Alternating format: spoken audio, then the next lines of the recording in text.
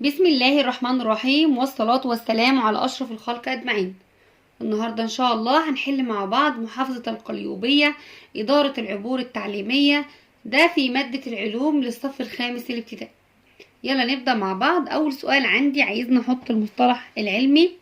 بيقول لي منطقة على المغناطيس تتركز فيها القوة المغناطيسية. طبعا يا حبايبي أنا عارفة إن القوة المغناطيسية تتركز على قطبي المغناطيس. يبقى هنكتب هنا قطبي المغناطيس. طيب، تلون بعض الكائنات الحية بألوان تشبه البيئة التي تعيش فيها. طبعا يا حبايبي دي اسمها التمويه أو الاختفاء. التمويه أو الاختفاء، ممكن أكتب أول الاختفاء. طريقة يمكن بواسطتها فصل المواد المصنوعة من الحديد عن الرمل. طبعا الطريقة دي يا حبايبي طريقة الجذب المغناطيسي. طريقة الجذب المغناطيسي. طيب، الضوء الناتج عن خلط الضوء الأحمر مع الضوء الأخضر. طبعا الأحمر مع الأخضر بيديني الضوء الأصفر. الضوء الأصفر. طبعا يا حبايبي أنا عندي أحمر مع أخضر يديني أصفر، وعندي الأحمر مع الأزرق بيديني قرمزي، وعندي الأخضر مع الأزرق بيديني أزرق فاتح. طيب، مواد تسمح بمرور الضوء من خلالها ويمكن رؤية الأجسام التي خلفها بوضوح.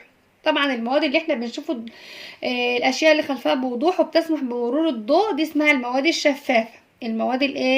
المواد الشفافة. عندي مغناطيس مؤقت. طالما مؤقت يبقى المغناطيس الكهربائي بيفقد مغناطيسيته عند فصل التيار الكهربائي. طبعا ده المغناطيس الكهربائي. المغناطيس الكهربائي. رقم 2، أكمل الجمل الآتية بكلمة علمية مناسبة.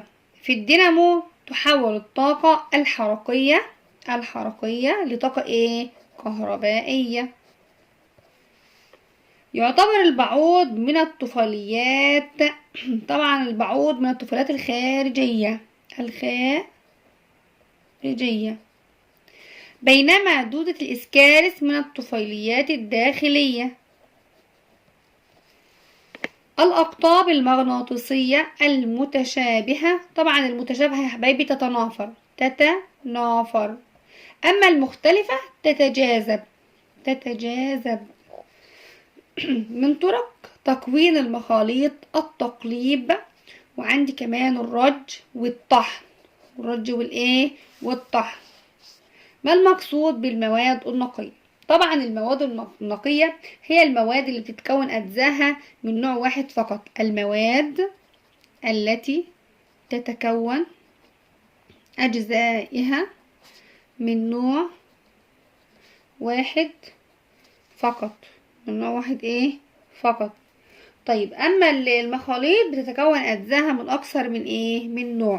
المخاليط يبقى هي المواد التي تتكون أجزاؤها من أكثر من نوع. طيب، السؤال اللي بعد كده، اختر الإجابة الصحيحة من بين القوسين. تستطيع رؤية الأشياء نتيجة. طبعا أنا بشوف الأشياء نتيجة انعكاس الضوء. الضوء. طبعا مخترع الدينامو يا حبايبي هو فاراداي. تسمى المادة التي تذوب عند تكوين المحلول ب. المادة اللي بتذوب عند تذوب طبعا ده اسمه المذاب يا حبايبي. المادة التي تذوب اسم المذاب. طيب، ماذا يحدث في الحالات الآتية؟ ايه اللي هيحصل عند تقليب كميتين متساويتين من السكر في كأسين بهما كميتان غير متساويتان من الماء؟ طبعا يا حبايبي انا عندي كمية المذيب والمذاب دول بيأثروا لي في عملية في سرعة الذوبان وزمن الذوبان. طب ايه اللي هيحصل؟ طبعا الكأس اللي فيه كمية مية اكبر ده هتكون فيه سرعة الذوبان اكبر. وزمن الذوبان أقل.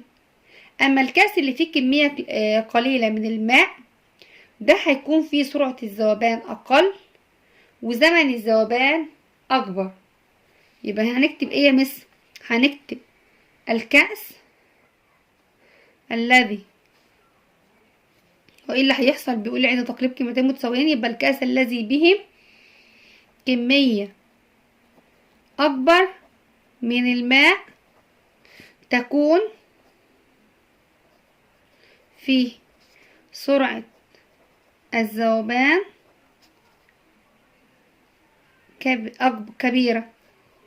كبيرة وزمن الذوبان أقل. طبعا هنا ايه؟ زمن الذوبان أقل.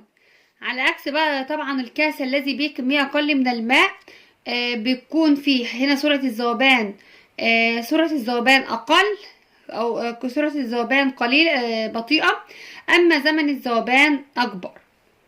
طيب ماذا يحدث في الحالات الآتية؟ عند سقوط ضوء الشمس على منشور ثلاثي، طبعا يتحلل أو يتم تحليل ضوء الشمس الأبيض إلى 7 ألوان، تسمى ألوان الإيه؟ تسمى ألوان الطيف. كم مرة؟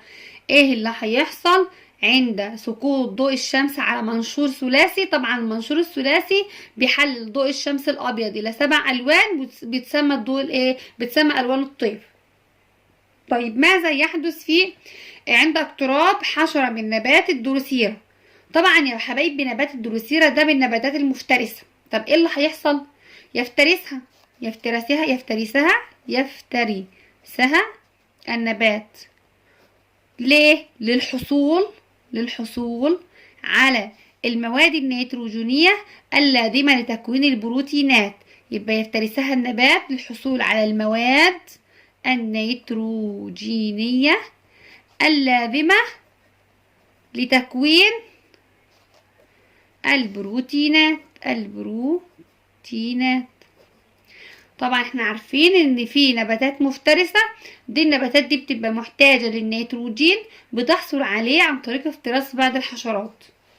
طيب صوب ما تحته خط. كلما زادت درجة الحرارة زاد زمن الذوبان. طبعا يا حبايبي كلما زاد درجة الحرارة قل زمن الذوبان. الذوبان. الأضواء الأصفر والأزرق والفاتح والقرمزي دي طبعا كلها ألوان ثانوية، فهنشيل كلمة الأولية ونحط ثانوية.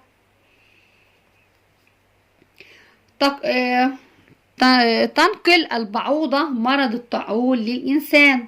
طبعا البعوضة بتنقل مرض الملاريا عند النظر إلى تفاحة حمراء من خلال لوح زجاجي أخضر فإنها تبدو خضراء.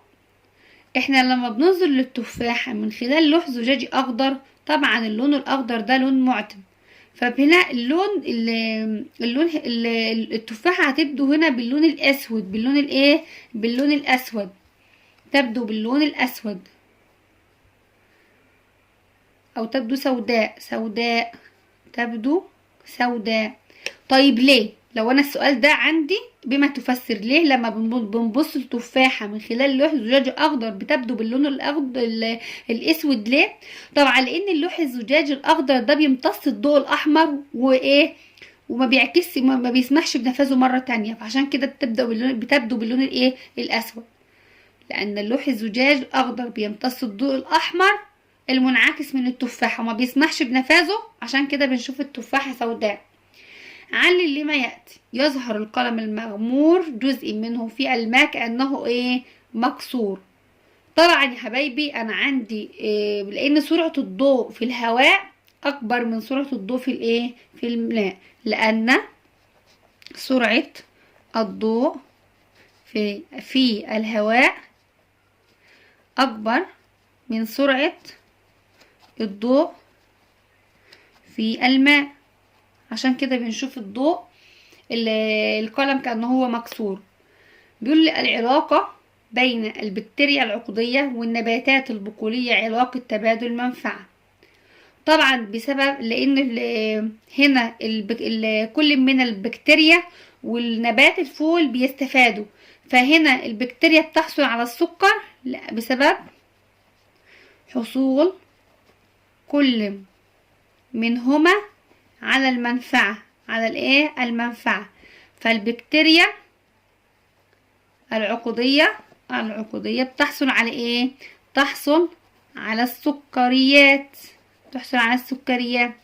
من جذور الفول، مقابل تثبيت البكتيريا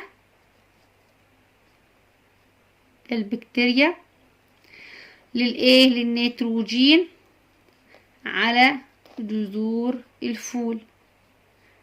يبقى الفول بيحصل على النيتروجين مقابل ان البكتيريا بتحصل على السكريات. طبعا هكتب كل ده يا مس، ممكن اختصر الاجابه دي كلها، لان كل منهما يحصل على منفعه من الاخر. فالبكتيريا بتحصل على السكريات مقابل ان الفول بيحصل على النيتروجين. دي كانت محافظه القليوبيه. اتمنى تكونوا استفدتم. ما تنسوش الاشتراك في القناه وتفعيل زر الجرس على الكل عشان يوصلكم مني كل جديد. والسلام عليكم ورحمه الله وبركاته.